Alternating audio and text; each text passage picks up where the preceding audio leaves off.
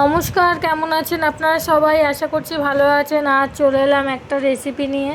যেহেতু বৃষ্টির দিন, এই বৃষ্টির দিনে কিন্তু খিচুড়ি, ডিম ভাজা, আলু ঝুরঝুরে আলু ভাজার সাথে কিন্তু খেতে খুবই দুর্দান্ত লাগে। তার জন্য আজ বানাবো খিচুড়ি। খিচুড়িটা আর কি সবজি দিয়ে ভালোভাবেই বানাবো। আর খিচুড়িটার নাম কি দেওয়া যায়? ভুনা খিচুড়ি না এক ফোড়নের খিচুড়ি? আপনারা কমেন্ট করে জানাবেন ভিডিওটা দেখে। তার জন্য প্রথমেই শুকনো কড়াইতে মুগ ডালটাকে ভেজে তুলে রাখলাম, সেন্ট বেরোনো পর্যন্ত ভেজে নিয়ে। তারপরে দিয়ে দিলাম কড়াইতে তেল দিয়ে দিলাম শুকনো লঙ্কা ফোড়ন, তার মধ্যে দিয়েছি জিরে আর পাঁচফোড়ন, দিয়ে আদাটাকে গ্রেট করে নিয়েছিলাম। সেই গ্রেট করা আদাটাকে রসটা চিপে রেখে তারপরে দিয়ে দিলাম তেলের ওপর, দিয়ে একটু নেড়ে চেড়ে এবার এই ডুমো ডুমো করে কেটে রাখা সবজি, এখানে আছে কুমড়ো, আলু আর ঝিঙে, এইটাকে একটু ভেজে নেব। এরপরে আবার কাঁঠালের আঁটি যোগ করব, এটা আগে ভুলে গেছি, পরে আবার কেটে জলে ভিজিয়ে দেবো। এবার সবজিটাকে ভালো করে একটু ভেজে নেব। তার মধ্যে দিয়ে দিলাম কাঁচা লঙ্কা চেরা আর টমেটোর টুকরো, আর দিয়ে দিচ্ছি এখানে চাল, যেমন হাফ ডাল, মানে 250 চাল নিয়েছি, আর হয়তো 200 গ্রাম ডাল দিয়েছি। দিয়ে এবার ওটাকে লবণ দিয়ে আর হলুদ দিয়ে এটাকে ভালো করে নেড়ে চেড়ে ভেজে নেব। আর চাল ডালটা কিন্তু একসাথে পুরো ধুয়ে পরিষ্কার করে নিয়েছিলাম, তার জন্যই আগে ডালটা শুকনো খোলায় ভেজে নিয়েছিলাম, যাতে আর কি ভালো করে ধুয়ে দিতে পারি।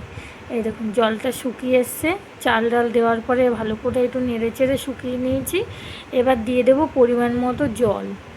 এটাই জল দিয়ে কিন্তু ফুটতে দেবো। আর এই খিচুড়িটা এত সুন্দর হয়েছিল, দুর্দান্ত হয়েছিল। এই বৃষ্টির দিনে এরকম খিচুড়ি, এখন বর্ষাকাল, সামনে ইলিশ উঠবে, ইলিশ মাছ ভাজা দিয়ে খিচুড়ি খেতে কিন্তু খুবই ভালো লাগে। এই যে এবার ফুটে এসছে, ফোটার পরে এবার কাঁঠালের আটিগুলো দিয়ে দিলাম টুকরো করে। এগুলো কাঁঠালের আটিগুলো দিলেও খেতে কিন্তু দুর্দান্ত লাগবে। আর ফ্রোজেন কড়াইশুঁটি ছিল, সেই কড়াইশুঁটি খানিকটা দিয়ে দিলাম, দিয়ে এবার এটাকে ভালো করে ফুটতে দেবো। আর ওদিকে এই ফুটে এসছে, আর ওদিকে বসিয়ে দিয়েছি মানে আলু ভাজা, সাদা ঝুরঝুরে আলু ভাজা করব। তার জন্য কড়াইতে কিন্তু আলু কেটে বেশি করে তেল দিয়ে ভাজতে বসিয়ে দিয়েছি। এই যে এই আলুটা ভাজা হোক, এর মধ্যে দেবো লবণ আর হলুদ, আর এখানে দিয়ে দিচ্ছি পরিমাণ মতো চিনি। অনেকটাই প্রায় সেদ্ধ হয়ে এসছে চাল, আর চাল ডাল পুরো সেদ্ধ হয়েছে, আলুও সেদ্ধ হয়ে গেছে, জলটাও অনেকটাই শুকিয়ে এসছে। খেতে কিন্তু দুর্দান্ত হয়েছিল, আবারও বলছি আপনাদের। এবার দিয়ে দেবো যে আদার রসটা রেখেছিলাম, এটা লাস্টে দেওয়ার কারণটাই যে যেন আদার যে সেন্টটা সেটা যেন পাই। আর এখানে দিয়ে দিলাম ভাজা জিরের গুঁড়ো, গরম মশলার গুঁড়ো আর পরিমাণ মতো ঘি, দিয়ে এটাকে নেড়ে চেড়ে ঢাকা দিয়ে রাখবো। এখনও কিন্তু কমপ্লিট হয়নি। এরপরে দেবো এর মধ্যে ভেজে বাদাম দেবো, বাদাম, আর দেবো একটু কাজু কিশমিশ। কাজুটা অবশ্য নেই, কিন্তু বাদাম আর কিশমিশটাই দিচ্ছি।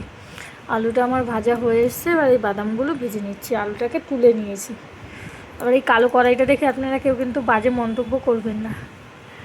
আর এই এই বাদাম আর কিশমিশগুলো ভেজে নিলাম, ওর মধ্যে একটাই কাজু ছিল, তাই দিয়ে দিলাম। এবারে ওপর থেকে এগুলো ছড়িয়ে দেবো। বাদামটাকে গুঁড়ো করে নিয়েছি একটু আধ ভাঙা করে, আর এই কিশমিশগুলো দিয়ে এটাকে নেড়ে চেড়ে ঢাকা দিয়ে রাখবো। কেমন হলো আপনারা অবশ্যই জানাবেন, আর like, comment, share and subscribe করে পাশে থাকবেন। আর ভালো লাগলে কিন্তু অবশ্যই কমেন্ট করবেন। এবার ভালো করে নেড়ে চেড়ে কিন্তু আমি একটু গ্যাস অফ করে দিয়েছি, আর এবার ঢাকা দিয়ে রাখবো, মজে আসবে। আর এদিকে ডিমটাকে মামলেট করে নিচ্ছি পেঁয়াজ আর লঙ্কা দিয়ে। এবার এটাকে বেড়ে নিচ্ছি। আবার দেখা হবে একটা নতুন ভিডিওর সাথে, ততক্ষণ আপনারা ভালো থাকবেন, সুস্থ থাকবেন। আজ তাহলে আসি, বাই। আর এদিকে কিন্তু আমার থালাটাকে সাজিয়ে নিলাম, এটা মেয়েকে খেতে দেবো।